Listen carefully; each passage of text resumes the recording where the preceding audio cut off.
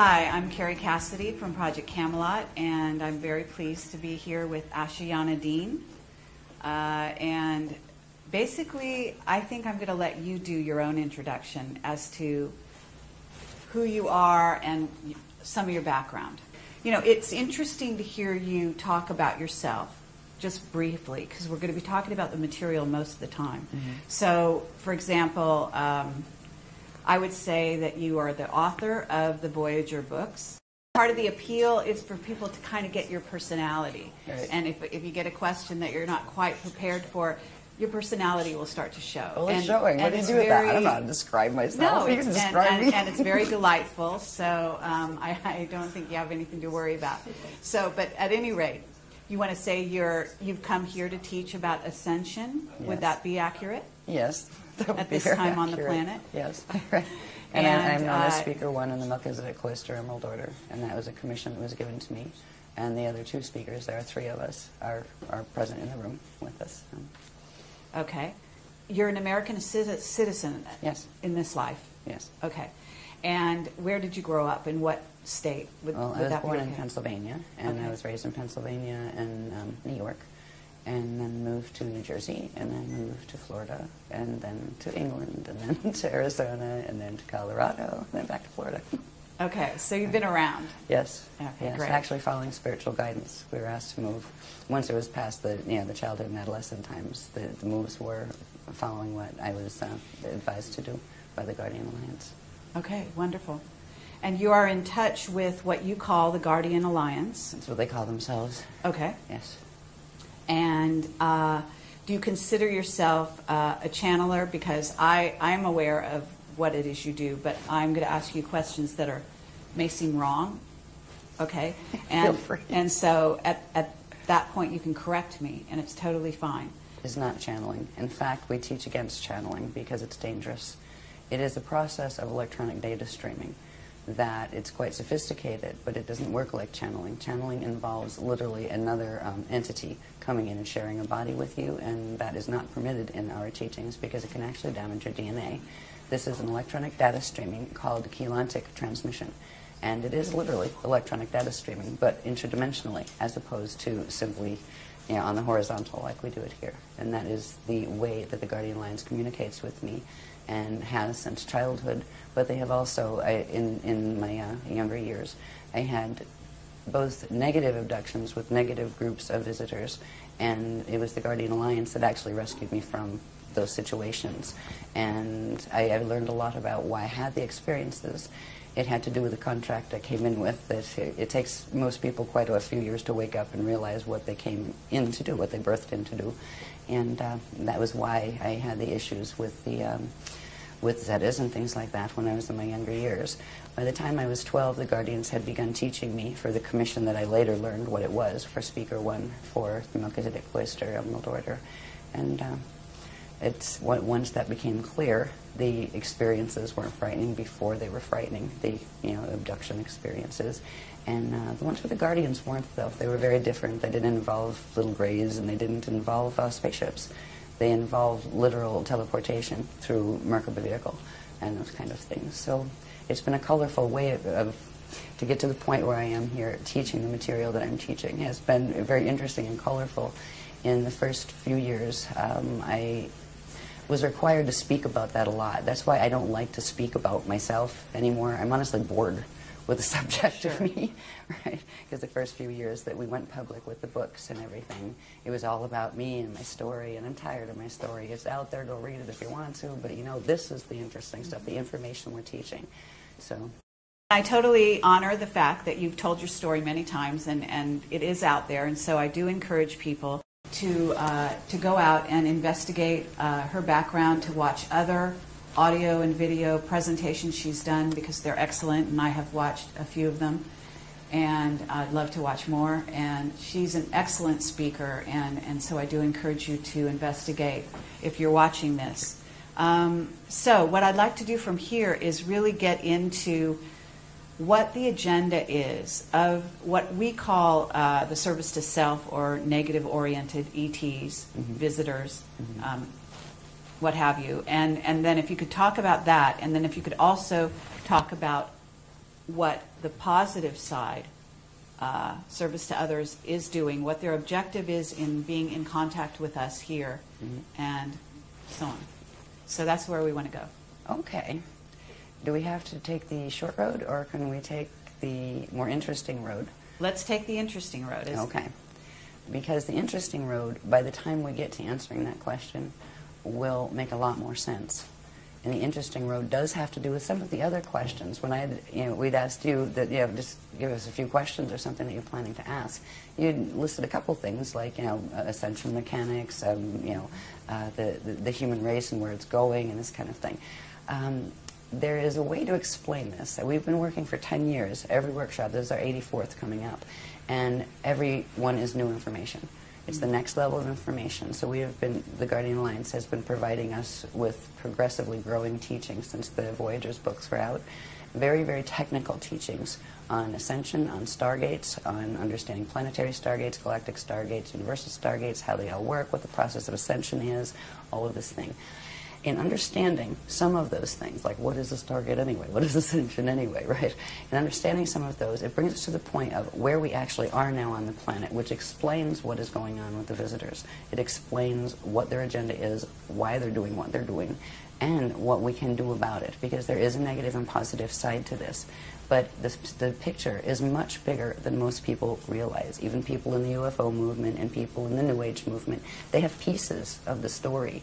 When I found out what this story was as it progressed, because I had my cellular memory turned on for a while, I had incarnational memory since I was very small, so it was not new to me. But when the Guardians revealed progressively the scope of this drama, I was horrified at first, honestly. I was terrified, and moved past that to the point of realizing, wow, I mean, it is so tiny, the little dramas that we're worrying about here. This is much, much bigger.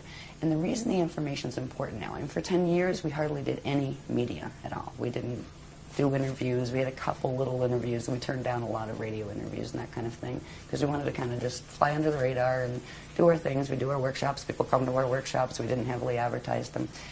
The reason why we're coming out and speaking now is because the Guardian Alliance has asked us to. They are on now what is called official disclosure protocol, because of things that are occurring. 2012 is very important, and so are the periods right after it. To coin a phrase from Anderson Cooper's show, Planet in Peril. Yes, to put it mildly.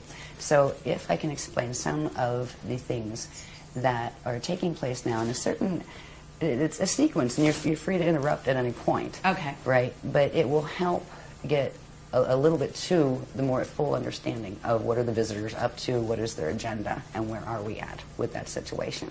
It'll also include the information you said, what about the stargates and what are the status of those. It will show where that is. Right. And it's like the quickest sequence you can do, right? This has been 10 years worth of work. Now we can look back and see what this is all about and see where it's going. So if you don't mind, I will put a couple charts up. The first thing I would like to do, if we're going to talk about what is happening on the planet now, it does involve ascension, and ascension does involve stargates, but what is ascension anyway? There's a quick way to explain this, and it has to do with graphs. And I use graphs because, seriously, pictures paint 1,000 words. If it hadn't been, and all of these graphs are literally transmitted from the Guardian Alliance, and I take them down by hand, and because I don't have computer art skills, so they've all been done in black and white form, and then thanks to a team of volunteers, they put a lot of work into putting them into computer, finishing, so they're decent, most of them are.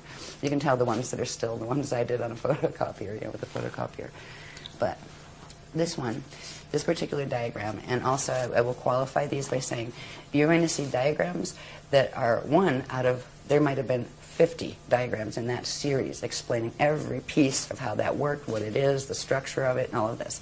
I'm just going to show certain diagrams that will show structure, because structure is important. Science here is getting into quantum physics and all of those things, and oh, maybe there's dark matter and all these wonderful maybes. There is a whole order of these things. Yes, there's dark matter. Yes, quantum physics are real, but they have no idea the structures that are involved. This is not a haphazard cosmos or universe. Some of these things, if you're going to understand what ascension is, you need to understand what context is happening in, and that's why the Guardians gave us the context in the first place. In the early days, they taught us about 15-dimensional physics, and that's not meaning there's only 15 dimensions. Dimensions run in sets of 15, and there are many, many, many different sets of 15-dimensional matrices that have a particular order that form galaxies, universes, cosmoses, plural. It is a multi-cosmos, not just a multiverse. Now, when you think of ascension and stargates that you ascend through, it implies there is an order of stargates within these greater structures. So I will show you this diagram Let me first. ask you where the diagrams came from. In other words, are you getting, you say you're getting this sort of a data stream electronically, and when you say that, I am assuming that you're visualizing, maybe you're getting a visualization. No, I just see them. Okay. Yeah. And then how do you transfer them onto the paper? How do you draw them? Really? Okay. I'm known as the whiteout queen. Because a lot of times they'll come down, like one diagram like this, that's all like, looks like a single thing. There'll be like 6 different images on it. Wow. And like 20 different layers. Okay. And I call it a pullback process, where the whole big thing comes down in one data stream that it might take me like 6 hours just focus completely on one, getting it all down. And that's even without the words and labels and arrows and stuff. That's just getting the shapes and structure. Then we'll pull them out, right? Where I'll make photocopies and white out that part, and then you got that one, white out this part, then you have that one, and you might have like a series of 10 of them out of the one that came in. So it's almost like what do they call those files where they condense everything? Zip file, yeah. So it comes in like a zip file, and when it opens, there's a lot of heat involved, actually. You can feel the DNA activation. It comes through, the chakras activate, and there's like this heat field around me when it's coming through. Or sometimes, depending on the line, because there's different lines, different ones, different levels of the Guardian Alliance communicate, from different places, and some of the lines come in cold, like shiver, some of them come in hot. Okay. So some of them carry the images, and that's where the images are coming from. And at this point, there are thousands of them. There are thousands of intricate diagrams that come in this way. That's great. All right. This one, for instance, this is part of a huge series now, and this is a very simple one, as you'll see in some later ones that grows. If we can think of this, I wanted to use this as a very simple way to explain what ascension is. Ascension is about evolution. It's actually about re-evolution. The Guardians refer to it as re-evolutionary determinism. Yes, there is a predetermined framework of creation within which creation occurs, but you have free will within that framework. And you start out as part of the whole. They refer to it as the God Source consciousness field. And from that place, you can enter into material experience that is all taking place within that God Source consciousness field. There is no place outside of God. All of this takes place within the body of the consciousness of God Source. They consider the structures in which and through which matter materializes and forms and identities individuate. They consider that part of the manifest body of God Source, and they're talking about the cosmoses being the manifest body. And there is a field of just pure cognition that is beyond that. It is eternal. It is always aware. Time as we know it in linear form is just not a reality there, but it's understood as an experiential quality within the framework of materialization. So in that context of understanding a little bit about how we look at God and the concept of God, yes, there is one. It's not some big father dude on with a big white beard that's going to send you to hell if you're bad, right? There is structure involved in this. Now we went through what is called particle creation, which takes it from the first unit of consciousness in the consciousness field of God that did something and went under certain changes. From those changes, that shape grew and literally created the spherical wheels within wheels, or spheres within spheres, that is the hidden structure behind all cosmic order and even galactic order, planetary order, and your own body's order and atom's order. So this, if you think of it as just an example of a cosmos, all right, you have a center point, right, and you have a sphere. Where you see circles, they're actually spheres of energy. All right, you have one sphere, two sphere, and a third one in the center, the smaller ones, and then lots of these little ones in the center. What this is showing us is consciousness comes out from the center point into this domain, or this sphere. It's called the Hara body. And first it individuates into the two larger spheres, and they individuate into sets, and this all happens at the same time, right? It expands outward. These are called, when it expands outward, it's called Ikashi expansion cycles, where consciousness is coming out from the God Source consciousness field into the smaller form or structure of materialization and expands out through these cycles simultaneously, one on each side. This particular line is referred to as a vector, time-space vector. One end of it is referred to as an event horizon. So one time vector has two event horizons, right? Now, here you have a core, here you have an inner, here you have a middle, and here you have an outer domain on each side. Reality fields take place within all of those. So it's not just that there are numerous reality fields. You have ones in the outer bands, you have ones in the middle, inner, and core bands.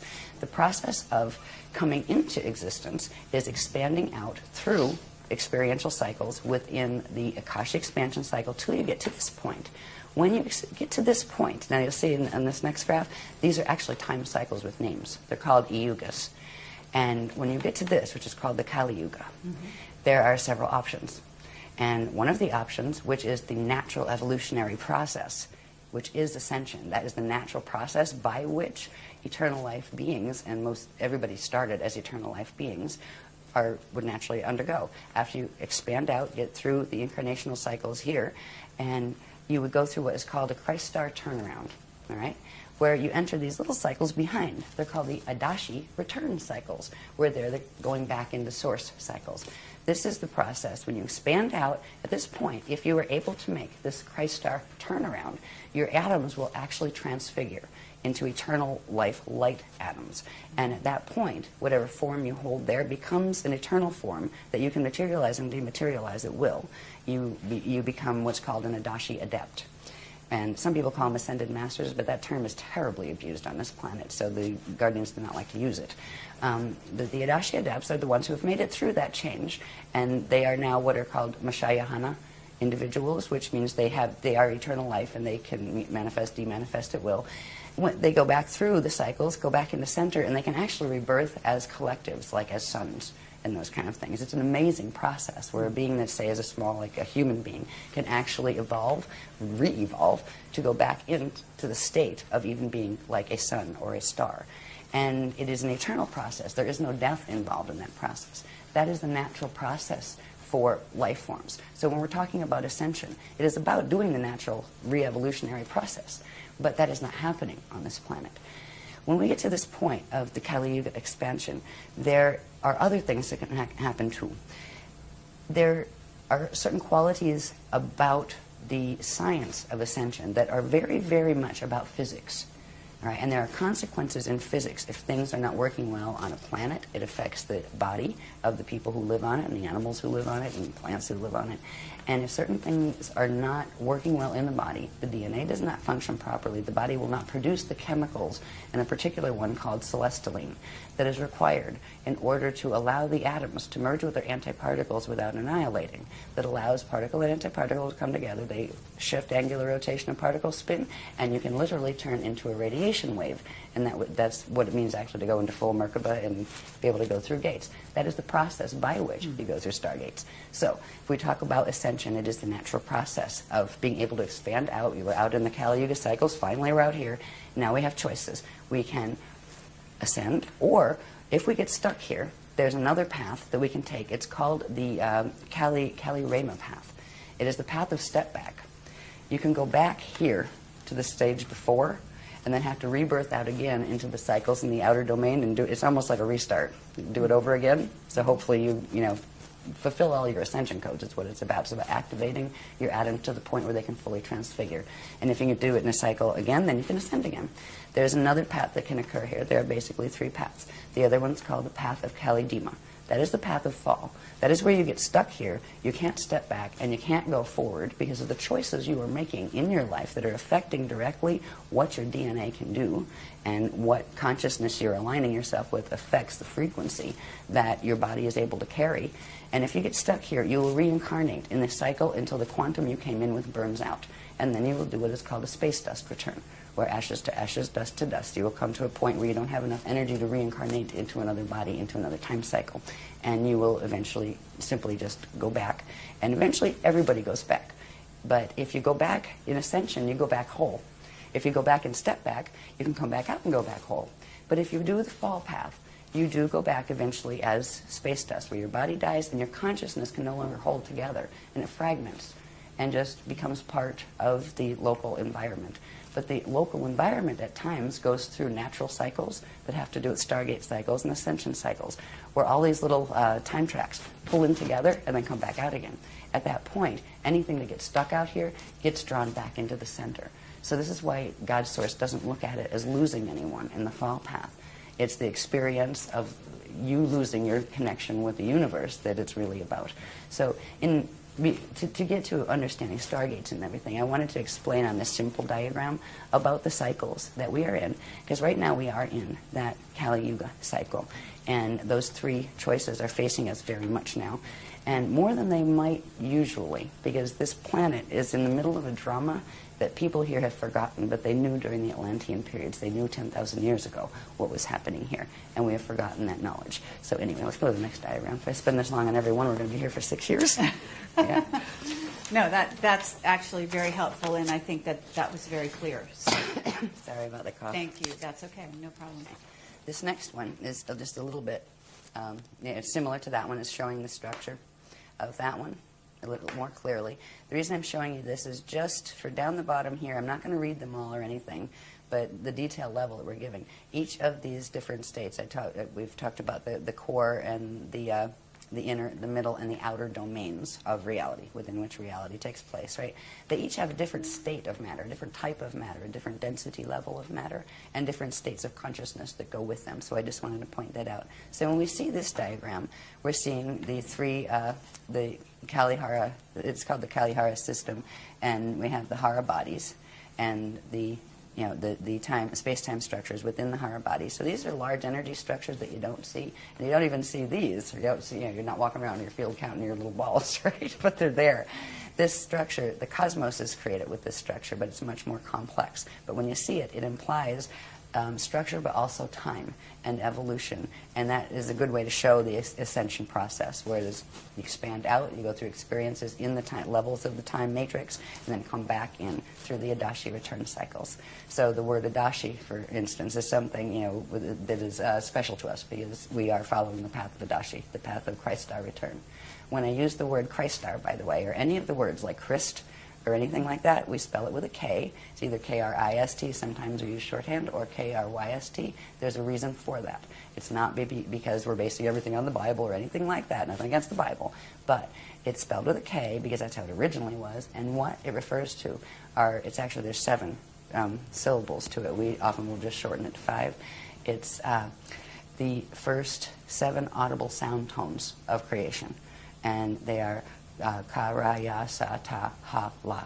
And we also often just shorten it to, ka, ya, ra, sa, ta, Christ, right? So that's where we use the word Christ.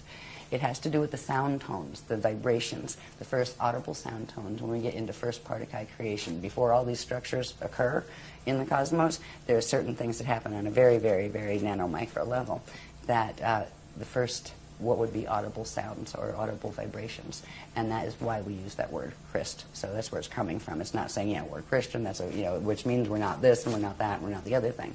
It's something that belongs to everyone, in every language. So anyway, that's just another version of showing the same structure. This is part of a much larger structure and has to do with stargates. So we'll go, because what the drama that is happening on the planet now with the visitors and all of that has to do with stargates. It has to do with ascension, but it has to do with stargates too, and who's fighting over them.